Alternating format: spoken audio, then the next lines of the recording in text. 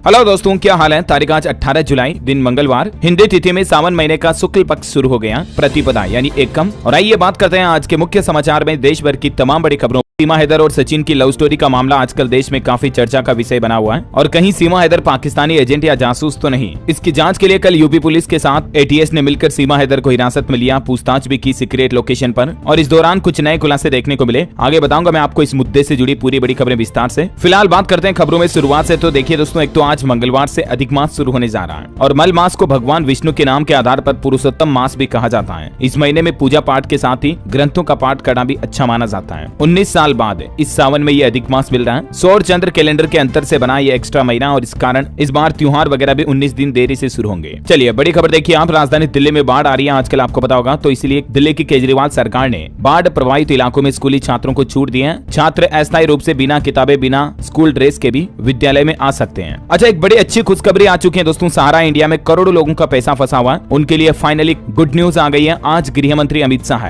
Refund portal launch करने जा रहे हैं, यानी अब सहारा निवेशकों को जल्द ही उनका पैसा वापस मिलने वाला है। देश के करोड़ों लोगों का मेहनत की कमाई का पैसा सहारा इंडिया में फंसा हुआ है। आज गृह मंत्री अमित शाह 18 जुलाई को सहारा इंडिया रिफंड पोर्टल लॉन्च करेंगे और इस पोर्टल के माध्यम से 10 करोड़ लोगों के पैसे लौटाए जाएंगे। मंगलवार सुबह 11 बजे अटल ऊर्जा भवन में इस पोर्टल की शुरुआत की जाएगी और शुरुआत में इस पोर्टल के माध्यम से सहारा इंडिया से जुड़े 4 कोऑपरेटिव सोसाइटीज के निवेशक आवेदन कर पाएंगे। Sahara credit cooperative society limited, Saharayn universal, Hamara India credit और स्टार्स मल्टीपर्पज, इन सभी क्रेडिट कोऑपरेटिव सोसाइटीज लिमिटेड से जुड़े जितने भी लोग बाग है जिनका भी पैसा लगा हुआ है, वो इस पोर्टल के माध्यम से ऑनलाइन अप्लाई कर पाएंगे। कैसे आप अप्लाई करेंगे इस पोर्टल की लॉन्चिंग के बाद, इसका भी वीडियो मैं आपको इसी चैनल डीएलएस न्यूज के ऊपर बता दूंगा। तो आप मेरे साथ पोर्ट ब्लेयर एयरपोर्ट के नए टर्मिनल का शुभारंभ करेंगे। 710 करोड़ रुपए की लागत से बनकर तैयार हुआ ये अंडमान निकोबार द्वीप समूह के पोर्ट ब्लेयर में वीर सावरकर अंतर्राष्ट्रीय हवाई अड्डे का ये नया टर्मिनल बनाया गया। अच्छा, भारत सरकार का बड़ा फैसला देखिए। 10,000 करोड़ रुपए से भी ज्यादा के made in India drone Bharat खरीदेगा, जिनके जरिए सीमा पर निगरानी रखी जाएगी। चीन और पाकिस्तानी सीमाओं पर निगरानी बढ़ाने के लिए जल्द ही मेक इन इंडिया प्रोजेक्ट के तहत 97 बेहद क्षमतावान ड्रोन खरीदे जाएंगे, जिनकी कीमत लगभग 10,000 करोड़ रुपए से भी ज्यादा है। अच्छा, पंजाब सरकारी खबर आ रही दोस्तों, भारत के साथ यूपीआई डील करेगा इंडोनेशिया, यानी फ्रांस और यूएई दुबई के बाद अब इंडोनेशिया में भी आप यूपीआई के साथ ट्रेड कर पाएंगे। व्यापारियों को इसका बड़ा फायदा मिलेगा। लोकल करेंसी में ट्रेड और real time payment mechanism deal पर बातचीत बन चुकी है। धीरे धीरे दुनिया के कई देशों में यूपीआई पेमेंट सुविधा शुरू होने जा रही है, जो कि भारत के लिए बड़ी अच्छी बात है ना। और आगे बढ़ने से पहले आज के मौसम समाचार पर नजर डाल लेते हैं। देखिए, राजधानी दिल्ली में आंकड़ा आ रहा है कि हाल ही में जो बाढ़ आई, इसकी वजह से 15,000 करोड़ रुपए का नुकसान हुआ और दिल्ली में आपदाओं के आने की फ्रीक्वेंसी पिछले 20 सालों में और बढ़ गई है। और ये एसबीआई की एक रिपोर्ट में दावा किया गया कि बाढ़ से भारतीय इकोनॉमी को इतना 15,000 करोड़ का नुकसान हुआ। उत्तर प्रदेश के आगरा में ताजमहल की तस्वीरें देखिए, यहाँ पर भी यमुना नदी का पानी पहुंच चुका है। दिल्ली के बाद मथुरा में अब नदी उफान पर चल रही है। 52 घर डूबे, कुल्लू में बादल फटा, एक व्यक्ति की जान भी चली गई। हरियाणा के 15 जिलों में आज भी बारिश की चेतावनी है। बाढ़ ग्रस्त 9 जिले भी शामिल है। 70 से ज्यादा जगहों पर रेलवे ट्रैक टूटने से 16 ट्रेनें भी रद्द रही। अच्छा, पंजाब के भी हालात कुछ ऐसे ही चल रहे हैं। सभी जिलों में आज बारिश की चेतावनी। 18 जिले पंजाब के बाढ़ से प्रभावित हैं। अब तक पंजाब में 35 लोगों की मौत हो चुकी है। और हिमाचल में देखिए आप, डोजर पर लैंडस्लाइड का एक वीडियो सामने आ रहा। मंडी में चंडीगढ़ मनाली हाईवे पर मलबा हटाते समय ये लैंडस्लाइड हो गया, एक व्यक्ति की जान भी चली गई बादल फटने के चलते।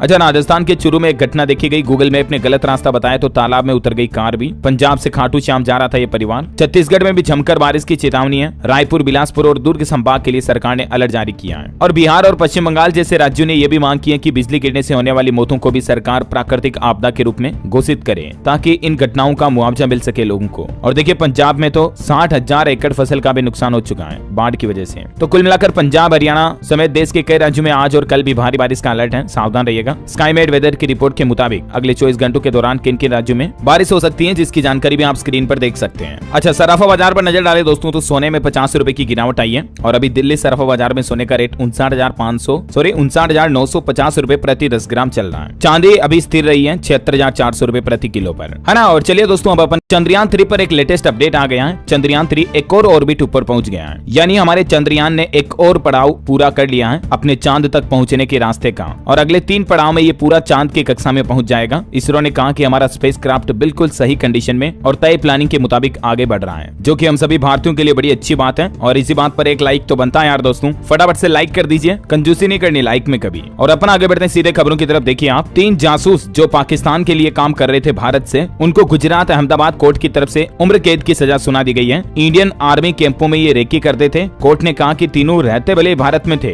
लेकिन ये प्रेम पाकिस्तान से करते थे और इसीलिए देश विरोधी और जासूसी हरकतों के चलते इन तीनों को उम्र कैद की सजा सुना दी है। और वैसे जासूसों की बात हो ही रही तो आपको पता होगा सीमा हैदर को लेकर भी काफी संशय बना हुआ कि सीमा भी प्रेमिका है या जासूस है। तो इस मुद्दे को लेकर अब केंद्रीय एजेंसियों ने एसएसबी और यूपी पुलिस से रिपोर्ट भी मांग ली है। सवाल ये कि अब आखिर सीमा हैदर का क्या होगा, क्या भारत सरकार वापस इसे पाकिस्तान भेजेगी या नहीं। तो इसी मसले के चलते यूपी में कल पुलिस के साथ एटीएस की हिरासत में लिया गया सीमा हैदर को और इस हिरासत में पूछताछ के दौरान एक नया खुलासा सामने आया कि सीमा का चाचा और भाई दोनों पाकिस्तानी सेना में हैं। 8 घंटे तक सीमा हैदर से पूछताछ हुई। अभी नोएडा में सीमा के घर की सुरक्षा भी बढ़ा दी गई है। काफी ऐसे सवाल हैं जिनके चलते हमारे देश की इंटेलिजेंस सुरक्षा एजेंसियों को विश्वास नहीं हो रहा है कि सीमा हैदर आखिर सिर्फ प्रेम के लिए, प्यार के लिए कैसे पाकिस्तान से नोएडा आ सकती है। और चर्चा तो ये भी चल रही दोस्तों की क्या आईएसआई की जासूस है सीमा हैदर। इसको लेकर पाकिस्तान की खुफिया एजेंसियों ने सरकार को रिपोर्ट सौंपी। हालांकि उस रिपोर्ट में तो यही बताया गया है कि सीमा हैदर का भारत आने के पीछे कारण सिर्फ प्रेम ही है। पाकिस्तानी मीडिया की एक रिपोर्ट में कहा गया कि प्यार ही एकमात्र वो फैक्टर है जिसके चलते सीमा हैदर भारत आई। लेकिन सबसे बड़ा सवाल तो ये दोस्तों की जहां परिंदा भी पर नहीं मार सकता, उन सरहदों को पार करते हुए आखिर कैसे निकली सीमा हैदर। खुफिया एजेंसियों ने एसएसबी और यूपी पुलिस से रिपोर्ट मांगी है और अब इस मसले पर जांच चल ही रही है, क्योंकि कल तो पाकिस्तान ने हिंदू मंदिरों पर भी हमला किया। 30 से ज्यादा हिंदुओं को भी बंदी बनाने की भी खबर आई। उसके बाद हमारे भारत के भी काफी हिंदू संगठनों ने कहा कि अगर पाकिस्तान में हिंदुओं के साथ ये बदसलूकी की तो फिर भारत में भी मुसलमानों के साथ कुछ ऐसा ही होगा। 72 घंटों के अंदर अंदर मोदी सरकार से सीमा हैदर को लेकर फैसला लेने का अल्टीमेटम टाइम दिया हिंदू संगठनों ने और चेतावनी दी कि सीमा को वापस पाकिस्तान भेज दो, क्योंकि अब ये मामला जासूस और एजेंट के साथ साथ धार्मिक विवादों में भी पड़ चुका है। सीमा हैदर ने मुस्लिम धर्म छोड़कर हिंदू धर्म अपनाया तो इसके चलते पाकिस्तान में कई लोगों को मिर्ची लग रही है और इसलिए ये मामला काफी तुल पकड़ता जाना। देखते दोस्तों आगे क्या खुलासा थे, मैं आपको अपडेट बताता रहूंगा सारे। फिलहाल देखिए आप अगली बड़ी खबर, देश की 4 प्रसिद्ध नदियों में क्रूज चलाने की तैयारी कर रही है भारत सरकार। मध्य प्रदेश, राजस्थान समेत 10 राज्यों को कवर किया जाएगा इन क्रूज के माध्यम से और इसके लिए हमारे देश के उद्योगपतियों यानी कारोबारियों से भी बातचीत कर रही है गवर्नमेंट। और वैसे पाकिस्तान के हालात देखिए अभी क्या चल रहे हैं। पाकिस्तान के लोग दुनिया का सबसे महंगा आटा खरीद रहे हैं। पाकिस्तान के कराची में जहां से सीमा आई वहां 1 किलो आटे की कीमत 160 रुपए प्रति किलो है। चीनी के दाम भी काफी ज्यादा बढ़ गए हैं। चीनी भी 100-150 रुपए प्रति किलो तक चल रही है। देखिए पाकिस्तान में अभी महंगाई कितनी ज्यादा बढ़ी हुई है। चलिए अगली बड़ी खबर देखिए, देश के परिवहन मंत्री नितिन गडकरी ने घोषणा की और कहा कि साल 2024 तक उत्तर प्रदेश में करीब 5 लाख करोड़ के कार्य पूरे किए जाएंगे, खास करके जिनमें हाईवे और एक्सप्रेस वे से जुड़े प्रोजेक्ट होंगे। अच्छा वैसे योगी सरकार